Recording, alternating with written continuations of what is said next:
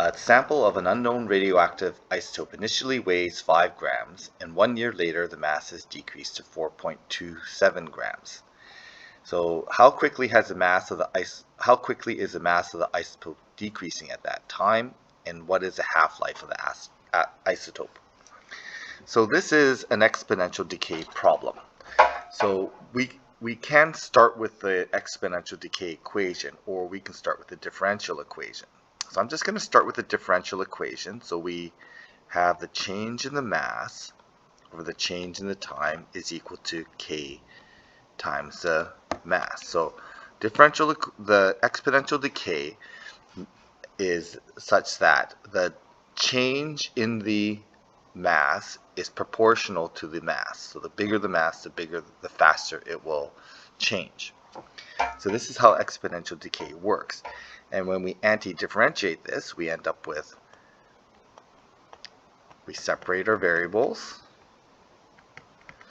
we integrate both sides, and we're going to end up with log of m equals kt plus c. And solving this, we're going to have m is equal to e to the kt plus c, and we can rearrange this to, I'm going to use that plus c and make it e to the c. That's our coefficient, and we end up with e to the kt. So this is solving the differential equation. Now, because it is an exponential decay problem, really we could have just gone straight to this point here. Okay, and the exponential decay equation looks like this: m is equal to the starting mass times e to some kt, and we really just need to solve for the initial mass and the k value, the constant term of that we found in our differential equation. So we're going to start by solving for m of 0. So at time equals 0, we're going to have it's going to be 5 grams. And we have e to the k times 0. Well, e to the k 0 is 1, so we have our initial mass is going to be 5.00 grams. Okay, so that's what they told us anyways. So really what we need to solve for is the k value. We can solve that by plugging in t is equal to 1.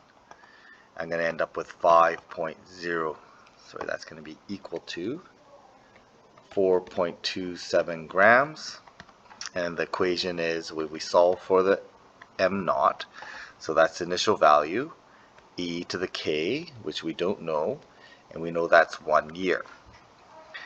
So solving this equation, then we can solve for the k value, so we end up with 4.27 over 5.00 is equal to e to the k. So we end up with a k value is equal to the log of 4.27 over 5.00. And that k value, when we solve that, works out to be negative 0.1578. So I'm just going to round that to 1.58. So that represents our k value. So we can go back to the question here, and it says, how quickly is the mass of the isotope decreasing at that time? So we want to know the rate of change. So we're going to look at this differential equation, and we're going to say that the change in the mass over the change in the time, when the mass is equal to 4.27, is going to be equal to the k value, which we calculated to negative 1.58, times the mass, which is 4.27, and we get the rate of change works out to be negative 0.67, and I'm going to round that to 4 grams per year. Okay, so at 1 year, at t equals 1, which is when the mass is 4.27, we're going to have a rate of change of negative 0.67 grams per year. So that's part A. So part B is asking for what is the half-life of the isotope. So for part B, we really just need to say that whatever our initial mass is, we're just going to take half of it, and we want to know the time that this occurs.